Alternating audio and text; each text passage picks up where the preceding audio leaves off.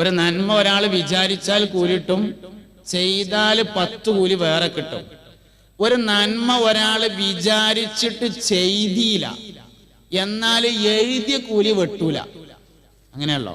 അപ്പൊ അടുത്തല്ല ഹജ്ജിന് പോകണം തീരുമാനിച്ചു നമ്മൾ. അപ്പൊ നമുക്കൊരു ഹജ്ജിന്റെ കൂലി എഴുതി പോയില്ലാന്ന് കരുതിയിട്ട് ആ എഴുതിയ കൂലി വെട്ടൂല. പോയാല് 10 ഹജ്ജിന്റെ കൂലി ഏറെ എഴുതും മാത്രം. ഒരു തിന്മ ഒരാൾ വിചാരിച്ചാൽ ശിക്ഷയില്ല,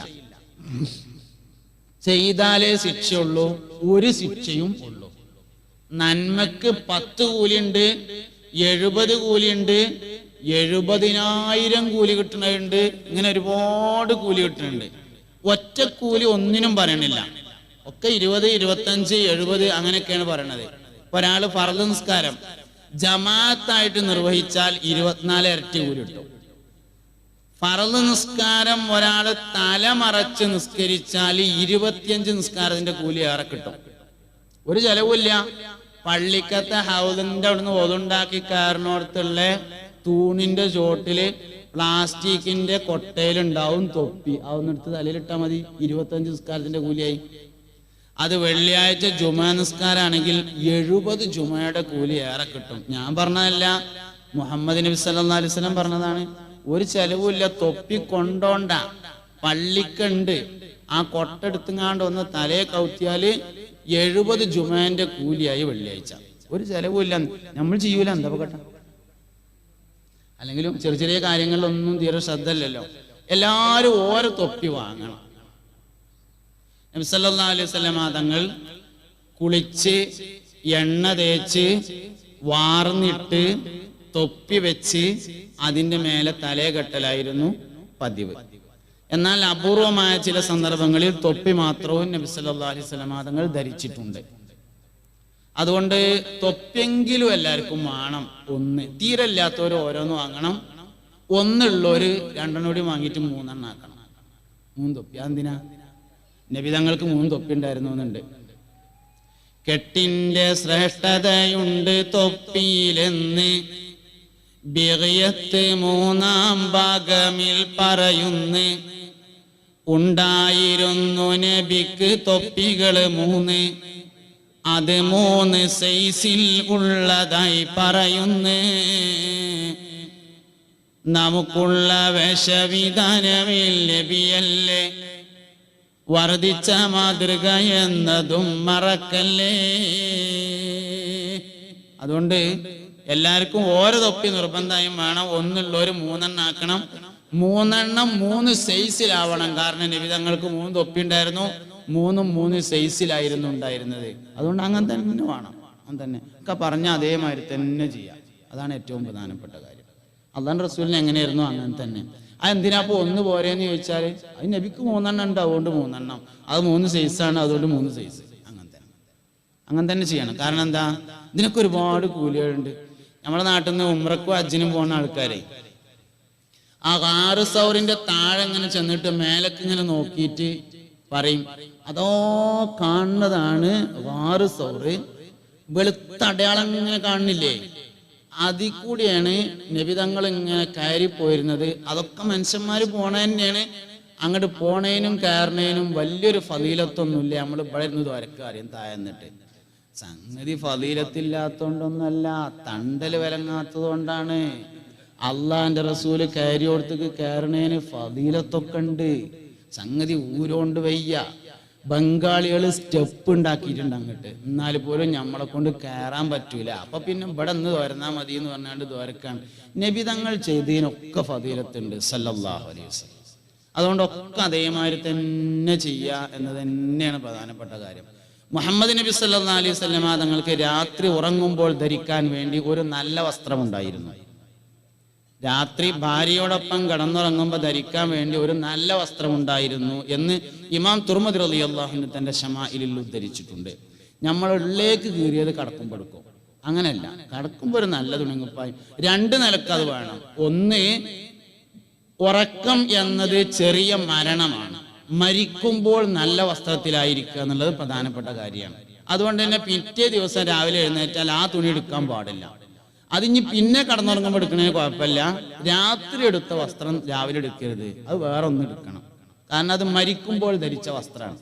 ഒരു ചെറിയ മരണമാണ് യഥാർത്ഥത്തിൽ ഉറക്കം എന്ന് പറയുന്നത്. അവ കടക്കുമ്പോൾ എടുക്കാനായിട്ട് നല്ല വസ്ത്രം. നബി സല്ലല്ലാഹു അലൈഹി വസല്ലം തങ്ങൾക്ക് അങ്ങനെ ഉണ്ടായിരുന്നു.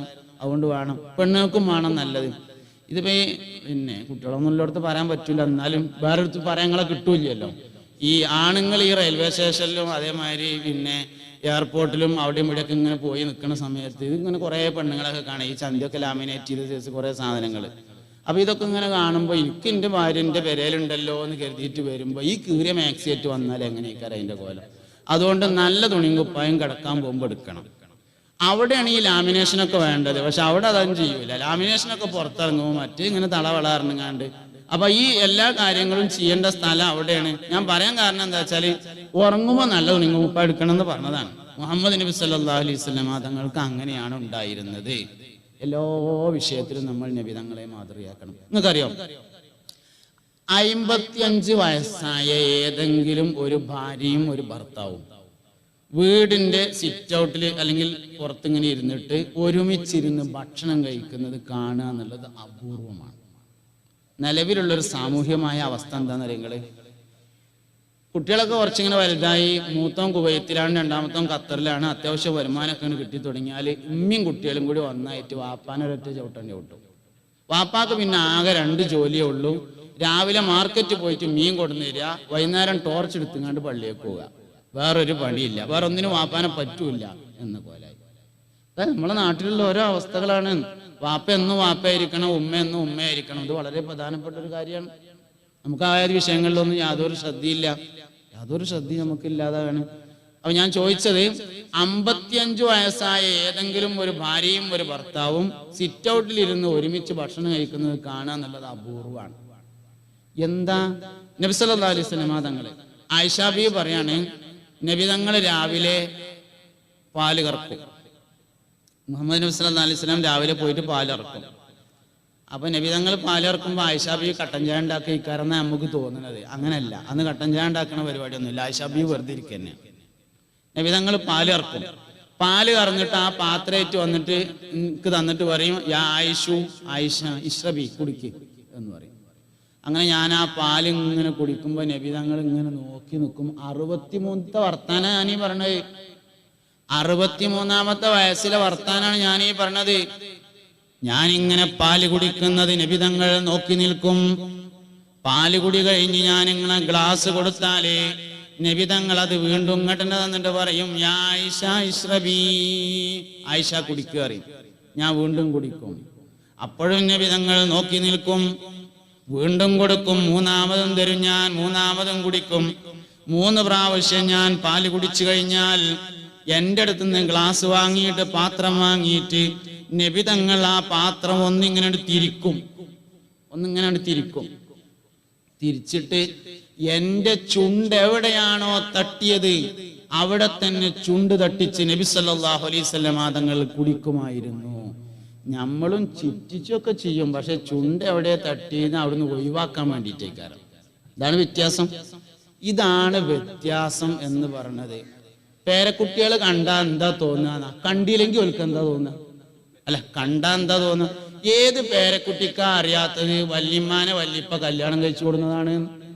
എല്ലാ പേരക്കുട്ടിക്കും അതറിയാം. വല്യമ്മാനെ വല്യപ്പ നിക്കാഹ് കഴിച്ചു കൊണ്ടുവന്നതാണ്. അന്നത്തെ കാരണന്മാരൊക്കെ കൂടിയിരുന്നു, എല്ലാവരും അറിഞ്ഞ പരിപാടിയാണ്. മഹറൊക്കെ ഉണ്ടായിരുന്നു. വല്യമ്മയും ഒരു കാലത്ത് പുതുമണവാട്ടിയായിരുന്നു എന്നൊക്കെ പേരക്കുട്ടിക്ക് അറിയാലോ. ഇനിയിപ്പോ എന്താ പോലെ ഒരുമിച്ചൊരു കട്ടിലുമ കടന്നു തുടങ്ങിയാൽ വരാനുള്ളത്? ഒന്നുമില്ല. എന്നിട്ട് 37 വേറെ സ്ഥലത്തും 30 വേറെ സ്ഥലത്തും മരിക്കോളം ഒരുമിച്ച് കിടക്കണം. ആയിഷ ബീവി റളിയല്ലാഹു അൻഹ ഒരിക്കൽ ഇങ്ങനെ ഇരിക്കുകയാണ്. അപ്പോ നബി തങ്ങൾ വന്നിട്ട് മടിയിൽ ഇങ്ങനെ കടന്നു സല്ലല്ലാഹു അലൈഹി വസല്ലം. കുറെ സമയം ഇങ്ങനെ ഇരുന്നപ്പോ നബി തങ്ങൾ ഉറങ്ങിപ്പോയി. ആയിഷ ബീവി റളിയല്ലാഹു അൻഹ ആ സമയത്ത് കരഞ്ഞു. കണ്ണിൽ നിന്ന് കണ്ണുനീരിറ്റ് വീണ് നബി തങ്ങളുടെ പൂമുഖത്ത് വീണപ്പോ ആയിഷ നബി തങ്ങൾ ഞെട്ടി ഉണർന്നു. മാലക്കി ആയിഷു, ആയിഷ നിനക്ക് എന്തു പറ്റി എന്ന് ചോദിച്ചു. എന്തേ പറ്റിയെന്ന് ചോദിച്ചു. ഞാന് പെട്ടെന്ന് ഉറങ്ങിപ്പോയത് കൊണ്ട് നിനക്ക് വിഷമായോ? നീ കുറെ സംസാരിക്കണമെന്ന് കരുതിയതായിരുന്നോ? എന്തേ സംഭവിച്ചു? ആ സമയത്ത് ആയിഷ ബീവി റളിയല്ലാഹു അൻഹ പറഞ്ഞു, അല്ലാഹുവിന്റെ റസൂലേ, എനിക്കിവിടെ മടിയിൽ തലവെച്ച് കിടക്കാൻ നിങ്ങളെ കിട്ടി നബിയേ. നാളെ മഹ്ശറയിൽ സ്വർഗത്തില് കോടാനക്കോടി മനുഷ്യന്മാരുള്ള സ്ഥലത്ത് ഇതുപോലെ എനിക്ക് മടിയിൽ തലവെച്ചുറങ്ങാൻ നിങ്ങളെ കിട്ടുമോ നബിയേ എന്നാലോചിച്ചപ്പോൾ എനിക്ക് സങ്കടം അടക്കാൻ കഴിയുന്നില്ല റസൂലേ എന്ന് സയ്യിദത്തുന ആയിഷ ബീവി റളിയല്ലാഹു അൻഹ പറയുന്നുണ്ട്. എനിക്ക് ജീവിതത്തിൽ ഏറ്റവും കൂടുതൽ സന്തോഷം തോന്നിയ ഒരു രംഗമുണ്ട്. എനിക്ക് ജീവിതത്തിൽ ഏറ്റവും കൂടുതൽ സന്തോഷം ഉണ്ടായ ഒരു രംഗമുണ്ട്. അള്ളാന്റെ റസൂല് എന്റെ വീട്ടിൽ, എന്റെ റൂമിൽ, എന്റെ മടിയിൽ തലവെച്ച് വഫാത്താവുകയാണ്. നബി തങ്ങളുടെ മരണത്തിന്റെ വേദനയാണെന്ന് മനസ്സിലായപ്പോ അറാഖിന്റെ കമ്പെടുത്ത് നബി തങ്ങൾക്ക് മിസ്വാക്ക് ചെയ്തു കൊടുക്കാൻ ഞാൻ ഒരുങ്ങി. മിസ്വാക്കിന്റെ തല ചപ്പിയിരുന്നില്ല, സോഫ്റ്റ് ആയിരുന്നില്ല. അതുകൊണ്ട് ഞാൻ എന്റെ വായയിൽ വെച്ച് അതിന്റെ തലഭാഗം കടിച്ചിട്ട് അതുകൊണ്ട് നബി തങ്ങൾക്ക് ഇങ്ങനെ പല്ലു തേച്ചു കൊടുത്തു. അള്ളാന്റെ റസൂല് വഫാത്താകുമ്പോ എന്റെ ഉമിനീര് നബി തങ്ങളുടെ വായിലായിരുന്നു എന്നതാണ് എനിക്ക് ജീവിതത്തിൽ ഏറ്റവും കൂടുതൽ സന്തോഷം നൽകുന്ന രംഗമെന്ന് സയ്യിദത്തുന ആയിഷ റളിയല്ലാഹു അൻഹ. വളരെ പ്രധാനപ്പെട്ട കാര്യമാണ്. ബഹുമാനപ്പെട്ട ഖദീജ ബീവി റളിയല്ലാഹു അൻഹ നബി തങ്ങളുടെ ആദ്യത്തെ ഭാര്യയാണ്, ഉമ്മഹാത്തുൽ മുഅ്മിനീൻ. അള്ളാഹു അവരുടെ കൂടെ നമ്മളെ സ്വർഗത്തിൽ ഒരുമിച്ച് കൂട്ടട്ടെ. ഖദീജ ബീവി ഭയങ്കര ഒരു സംഭവമാണ്. നബി തങ്ങൾക്ക് ഒറ്റക്കിരുന്ന് അള്ളാഹുവിനെ ഇബാദത്ത് ചെയ്യണം. ഖദീജ ബീവി ഒന്ന് പോയി നോക്കിയിട്ട് സ്ഥലം ഉറപ്പിച്ചു. നമുക്ക് പെണ്ണുങ്ങളുടെ ഒരു വിഷയത്തിൽ അഭിപ്രായം ചോദിക്കാന്നൊക്കെ പറഞ്ഞാൽ വലിയ മടിയാണ്. അതുകൊണ്ടൊന്നും പെണ്ണുങ്ങൾ അപ്പളാവുമൊന്നുമില്ല. അഭിപ്രായം ചോദിച്ചു എന്ന് എഴുതിയിട്ട് ഭാര്യയുടെ അഭിപ്രായം ചോദിക്കൊക്കെ വേണം ഒരു വിഷയം ചെയ്യുന്ന സമയത്ത്. ഒന്നുമില്ലെങ്കിൽ അവരുടെ ദ്വാങ്കിൽ നമുക്ക് ഉണ്ടാവുമല്ലോ. ഒരു വിഷയത്തിൽ ഒരാളോട് അഭിപ്രായം ചോദിച്ചു എന്ന് എഴുതിയിട്ട് മോശമാവൊന്നുമില്ല. അതൊക്കെ നമ്മൾ വെറുതെ ധാരണകളാണ്. അതുകൊണ്ട് ഉമ്മാനോട് അഭിപ്രായം ചോദിക്കുക, വാപ്പാനോട് അഭിപ്രായം ചോദിക്കുക, ഭാര്യയോട് അഭിപ്രായം ചോദിക്കുക തുടങ്ങിയ കാര്യങ്ങളൊക്കെ വേണം. അത് പള്ളി ഉണ്ടാക്കുകയാണെങ്കിലും വേണം. നബി സല്ലല്ലാഹു അലൈഹി വസല്ലമ തങ്ങൾ അഭിപ്രായം ചോദിച്ചു. ഖദീജ ബീവി റളിയല്ലാഹു അൻഹ പോയി നോക്കിയിട്ട് സ്ഥലം നിശ്ചയിച്ചു. ആയിക്കോട്ടെ പറഞ്ഞു. അങ്ങനെ നബി തങ്ങൾ പോവുകയാണ്. 2 വർഷമാണ് പോയത്. ആദ്യത്തെ വർഷം പോവുകയാണ്. പോയപ്പോ ഗോതമ്പ് മാവ്, പച്ചവെള്ളം, കാരക്ക, ഉപ്പ് 4 സാധനങ്ങളാണ് അവനെ കൊണ്ടേ കൊടുത്തിട്ട് മടങ്ങി വരും. ഇത് കണ്ടപ്പോഴാണ് ഉസാമത്ത് ബിൻ സെയ്ദ് ചോദിച്ചത്, വല്യമ്മ ഞാൻ കൊണ്ടേ കൊടുത്താ പോരെ എന്ന് ചോദിച്ചപ്പോ സയ്യിദത്തുന ഖദീജ റളിയല്ലാഹു അൻഹ പറഞ്ഞു, വേണ്ട മോനെ, എന്റെ ഭർത്താവിന് ഞാൻ തന്നെ ഭക്ഷണം കൊടുക്കട്ടെ. എന്റെ ഭർത്താവിന് ഞാൻ തന്നെ ഭക്ഷണം കൊടുക്കട്ടെ. കുറച്ചാലൊക്കെ തിരക്ക് ഉണ്ടാവില്ല. ഒരു 10-40 വയസ്സ് 45 വയസ്സൊക്കെ ആയി കുട്ടികളൊക്കെ വലുതായാല് മക്കളെ വാപ്പ വന്നിട്ടുണ്ട് ചോറ് വിളമ്പി കൊടുത്താളീന്ന് കുട്ടികളോട് പറയലാണ് സാധാരണ പതിവ്. അവര് ഖദീജ ബീവിനെ ശരിക്കൊന്ന് പഠിക്കണം. സൗകര്യമില്ലാത്തോണ്ടല്ല, എന്റെ ഭർത്താവിന് ഞാൻ തന്നെ ഭക്ഷണം കൊടുക്കട്ടെ എന്ന് പറഞ്ഞ് 55-ാമത്തെ വയസ്സിൽ 9.5 കിലോമീറ്റർ നടന്ന് ഭക്ഷണം കൊണ്ടുപോയി കൊടുത്തിരുന്ന ആളാണ് സയ്യിദത്തുന ഖദീജ റളിയല്ലാഹു അൻഹ. ഉമ്മഹാത്തുൽ മുഅ്മിനീങ്ങളിൽ നിന്ന് നമുക്ക് കുറേ പാഠം പഠിക്കാനുണ്ട്. ഉമ്മഹാത്തുൽ മുഅ്മിനീൻ കുറേ 4 സ്ത്രീകളെ കുറിച്ച് നിങ്ങൾ പഠിക്കണമെന്ന് നബി തങ്ങൾ പറഞ്ഞിട്ടുണ്ട്. ഹസ്ബുക മിൻ നിസാഇൽ ആലമീൻ, പ്രപഞ്ചത്തിലെ സ്ത്രീകളിൽ നിന്ന് 4 പെണ്ണുങ്ങളെ നിങ്ങൾ പഠിക്കണം. അതിലൊരു പെണ്ണാണ് ഖദീജത്തു ബിൻതു ഖുവൈലിദ് റളിയല്ലാഹു അൻഹ. ഖുവൈലിദിന്റെ മകളായ ഖദീജ ബീവി റളിയല്ലാഹു അൻഹ എന്ന് പറയുന്നത് ഒരു കുടുംബിനി എന്ന നിലയിൽ ഏറ്റവും നന്നായി പഠിക്കപ്പെടേണ്ട വ്യക്തിയാണ് സയ്യിദത്തുന ഖദീജ റളിയല്ലാഹു അൻഹ എന്ന് പറയുന്നത്. അതുകൊണ്ട് പുണ്യനബി സല്ലല്ലാഹു അലൈഹി വസല്ലമ തങ്ങളുടെ ജീവിതത്തിൽ നിന്ന് കുടുംബജീവിതം പഠിക്കണം.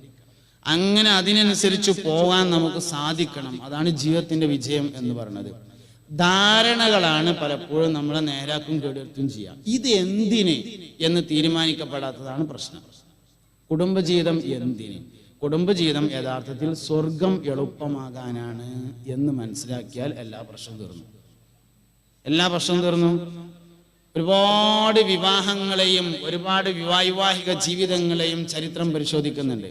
ബഹുമാനപ്പെട്ട ഗൗസുൽ ആദം സുൽത്താൻ മുഹിയുദ്ദീൻ അബ്ദുൽ ഖാദിർ ജീലാനി റളിയല്ലാഹു അൻഹുവിന്റെ മാതാപിതാക്കൾ അബൂ സാലിഹും ഫാത്തിമയും ചരിത്രം പരിചയപ്പെടുന്ന ഒരു ആപ്പിയമ്മയാണ്. നിങ്ങൾക്ക് അറിയണ കഥ ആയതുകൊണ്ട് ഞാൻ പറഞ്ഞില്ല. അത്തിപ്പഴം തിന്നത് പൊരുത്തപ്പെടിക്കാൻ വേണ്ടി പുഴക്കരയിലൂടെ പോയി അത്തിപ്പഴം പൊരുത്തപ്പെട്ട് കിട്ടാൻ വേണ്ടി ദിവസങ്ങളോളം അവിടെ ജോലി ചെയ്ത, വർഷങ്ങളോളം ജോലി ചെയ്ത അബൂ സാലിഹ് ഗൗസുൽ ആദമിന്റെ വാപ്പിയമ്മി. ഷെയ്ഖ് ബഹുമാനപ്പെട്ട മുഹമ്മദ് ബിൻ ഇസ്മായിൽ ബുഖാരി റളിയല്ലാഹു അൻഹുവിന്റെ ഉമ്മാനെ കുറിച്ച് ചരിത്രം പറയുന്നുണ്ട്. ബഹുമാനപ്പെട്ട ഇമാം ബുഖാരി റളിയല്ലാഹു അൻഹു ചെറുപ്പത്തിലെ കണ്ണ് കാണാത്ത ആളായിരുന്നു എന്നാണ്. ഉമ്മ ദുആ ചെയ്ത് അവസാനം മുഹമ്മദ് ബിൻ ഇസ്മായിൽ ബുഖാരി റളിയല്ലാഹു അൻഹുവിന് കണ്ണിന് കാഴ്ച കിട്ടിയതാണ് എന്ന് ചരിത്രം പറയുന്നുണ്ട്. സൂഫി ലോകത്ത് വലിയ ചർച്ചാ വിഷയമായ ഒരാളാണ് അബ്ദുല്ലാഹിബ്നുൽ മുബാറക് എന്ന പേരായ ആള്. വലിയ ചർച്ചയാണ് അബ്ദുല്ലാഹിബ്നുൽ മുബാറക്. അബ്ദുല്ലാഹിബ്നുൽ മുബാറക് പിന്നെ പ്രമുഖരായ ഒരുപാട് സൂഫിയാക്കളുടെ ഗുരുനാഥനാണ്. ഗൗസുൽ ആദമിന്റെ ഗുഞ്ഞത്ത് ഉൾപ്പെടെയുള്ള കിതാബുകളിലൊക്കെ അബ്ദുല്ലാഹിബ്നുൽ മുബാറക്കിന്റെ ചരിത്രം, അദ്ദേഹത്തിന്റെ വാചകങ്ങളും സ്റ്റേറ്റ്മെന്റുകളൊക്കെ ഉദ്ധരിക്കുകയും ചെയ്തിട്ടുണ്ട്. മഹാനവറുകളുടെ ചരിത്രം എന്ന് പറഞ്ഞത് നൂഹ് ബിൻ മറിയം എന്ന പേരായ ഒരാളുണ്ടായിരുന്നു. നൂഹ് ബിൻ മറിയം എന്ന് പറഞ്ഞിട്ട് വലിയൊരു പൈസക്കാരൻ്റെ ഒരു മുതലാളി. ആ മുതലാളിയുടെ തോട്ടത്തിൽ ജോലി ചെയ്തിരുന്ന അടിമയായിരുന്നു മുബാറക്ക്. ഒരു ദിവസം നൂഹ് മുതലാളി തോട്ടം സന്ദർശിക്കാൻ വേണ്ടി ചെന്നു. തോട്ടത്തിലൂടെ ഇങ്ങനെ ചുറ്റിക്കറങ്ങി വന്ന് ക്ഷീണിച്ച് ഇരുന്നപ്പോ മുബാറക്കിനെ വിളിച്ചിട്ട് പറഞ്ഞു, മുബാറക്കെ, നമ്മളെ തോട്ടത്തിൽ നിന്ന് നല്ല മധുരമുള്ള ഒരു പഴം കൊണ്ടുപോയി, എനിക്ക് കഴിക്കാനാണ് എന്ന് പറഞ്ഞു. അതിൽ മുബാറക്ക് ഇങ്ങനെ പോയിട്ട് നല്ലൊരു പഴം കൊടുന്നു കൊടുത്തു. തിന്നു നോക്കുമ്പോൾ ഭയങ്കര പുളിയാണ്. ഇതെന്താ ആളെ കളിയാക്കണത്? മധുരമുള്ള ഒന്ന് കൊണ്ടുപോവാ എന്ന് പറഞ്ഞു. രണ്ടാമതും പോയിട്ട് വേറൊന്ന് കൊടുന്നു കൊടുത്തു. കാണാനൊക്കെ നല്ല രസമുണ്ട്, പക്ഷെ ഭയങ്കര പുളിയാ. മൂന്നാമതൊന്ന് കൊണ്ടുവന്നു കൊടുത്തു. അതും പുളിയായപ്പോ നൂഹ് മുതലാളി ചോദിച്ചു, അല്ല മുബാറക്കെ, എത്ര കാലമായി എൻ്റെ തോട്ടത്തിൽ നീ പണിയെടുക്കാൻ തുടങ്ങിയിട്ട്? ഇപ്പോഴും ഈ തോട്ടത്തിലെ മധുരമുള്ളതേതാ പുളിയുള്ളതേതാ എന്ന് നിനക്കറിയില്ലേ എന്ന് ചോദിച്ചു. അപ്പൊ പറഞ്ഞു, മുബാറക്ക് പറഞ്ഞു, മുതലാളി, ഈ തോട്ടത്തിലെ മധുരമുള്ളതും പുളിയുള്ളതും നോക്കാൻ നിങ്ങൾ എന്നെ ഏൽപ്പിച്ചിട്ടില്ല. ഈ തോട്ടത്തിന്റെ സംരക്ഷണമാണ് നിങ്ങൾ എന്നെ ഏൽപ്പിച്ചിട്ടുള്ളത്. നേരത്തെ ഉത്തരവാദിത്ത ബോധത്തെക്കുറിച്ച് പറയണ്ട. ഇവിടെ വലിയൊരു സംഗതിയാണ്. ഒരു മനുഷ്യനെ ഏൽപ്പിച്ച പണിയെടുക്കുക, ഏൽപ്പിക്കാത്ത പണി എടുക്കാതിരിക്കുക എന്നൊക്കെ ഉള്ളത്. ഉമർ റളിയല്ലാഹു അൻഹു ഒരിക്കലും മദീന പള്ളിയുടെ ചെരുവിൽ നിന്ന് കുട്ടികൾ കരയുന്നത് പോലത്തെ ഒരു കരച്ചിൽ കേട്ടു എന്നാണ്. സഹാബികൾ ചെന്ന് നോക്കുമ്പോൾ ബഹുമാനപ്പെട്ട അമീറുൽ മുഅ്മിനീൻ ഉമർ ബിൻ ഖത്താബ് റളിയല്ലാഹു അൻഹു തലയിൽ ഇങ്ങനെ കൈകെട്ടിയിട്ട് ഭയങ്കര കരച്ചിൽ. അപ്പൊ സഹാബത്ത് ചോദിച്ചു, അല്ല അമീറുൽ മുഅ്മിനീൻ, എന്തിനാ നിങ്ങൾ ഇങ്ങനെ കരയണതെന്ന് ചോദിച്ചപ്പോൾ കൈ ഇങ്ങനെ കാണിച്ചു കൊടുത്തു. ഇത് അങ്ങോട്ട് നോക്കി. സക്കാത്തിന്റെ മുതൽ സൂക്ഷിക്കാൻ വേണ്ടി ഏൽപ്പിക്കപ്പെട്ടതിൽ നിന്ന് 1 മണി ഗോതമ്പായിരുന്നു കയ്യിൽ. നാളെ അള്ളാന്റെ കോടതിയിൽ ഉമറെ, അള്ളാഹുവിന്റെ അടിമകൾ നിന്നെ സക്കാത്തിന്റെ മകളിൽ സൂക്ഷിക്കാൻ വേണ്ടി ഏൽപ്പിച്ചിട്ട് അത് നീ എന്തിനെ നഷ്ടപ്പെടുത്തിയെന്ന് ചോദിച്ചാൽ ഞാൻ എന്താ മറുപടി പറയാ എന്നാലോചിച്ച് കരയുകയാണെന്ന് സയ്യിദുനാ ഉമർ ബിൻ ഖത്താബ് റളിയല്ലാഹു അൻഹു. അബ്ദുല്ലാഹി മുബാറക്ക് പറഞ്ഞു, മുതലാളി, ഇവിടുത്തെ പഴങ്ങളുടെ രുചി അറിയാൻ നിങ്ങൾ എന്നെ ഏൽപ്പിച്ചിട്ടില്ല. ഇതിന്റെ സംരക്ഷണം എന്നെ ഏൽപ്പിച്ചിട്ടുള്ളൂ. അള്ളാഹുവാണേ സത്യം, ഈ തോട്ടത്തിൽ മധുരമുള്ള പഴമേതാണെന്നും പുളിയുള്ള പഴമേതാണെന്നും എനിക്കറിയില്ല എന്ന് പറഞ്ഞു. നൂഹ് മുതലാളി മുബാറക്കിനെ കൂട്ടിയിട്ട് പെരേക്ക് പോയി. വീട്ടിൽ ചെന്നിട്ട് ഭാര്യയോട് പറഞ്ഞു, ഭാര്യ സഹധർമ്മിണി, എനിക്കൊരാശയം തോന്നുന്നുണ്ടെന്ന് പറഞ്ഞു. ഭാര്യ ചോദിച്ചു, എന്താ നിങ്ങൾ ആശയം എന്ന് ചോദിച്ചു. നമ്മുടെ മോൾക്ക് നമ്മൾ കുറേ കാലമായിട്ട് ഭർത്താവിനെ അന്വേഷിച്ച് നടക്കല്ലേ, ഞാൻ ഇന്ന് തോട്ടത്തിൽ ചെന്നപ്പോ ഇങ്ങനെയൊക്കെയുള്ള ഒരു അനുഭവം ഉണ്ടായി. എനിക്ക് തോന്നുക നമ്മൾ മുബാറക്കിനെ കൊണ്ട് നമ്മളെ മോളെ കെട്ടിച്ചാലോ എന്ന് തോന്നാം. ഭാര്യ പറഞ്ഞു, ഞാനത് മോളോടൊന്ന് ചോദിക്കാം. മോളോട് ചോദിക്കട്ടെ പറഞ്ഞു. ഉടൻ തന്നെ മകളെ വിളിച്ചു തള്ള പറഞ്ഞത് ശ്രദ്ധിച്ചു കേട്ടു ജവാബിതാണുണ്ടായത്. മക്കൾക്ക് ഗുണമല്ലാത്തതൊന്നും തന്നെ മാതാപിതാക്കളിൽ നിന്ന് വരുമോ പൊന്നെ? അതിനാല് നിങ്ങൾക്കിഷ്ടമായി തോന്നുന്നത് എനിക്കിഷ്ടമാണതിലാണ് തൃപ്തിയുമുള്ളത്. ഉടൻ തന്നെ താൻ തൻ്റെ അടിമയെ ഇത്ഖാക്കി ഒരു ചെറിയ സദ്യ നടത്തി മരുമകനാക്കി ലോകത്ത് എമ്പാടും പ്രസിദ്ധം ഉള്ള ഇബ്നുൽ മുബാറക്കിനുമ്മയാണ് തള്ള.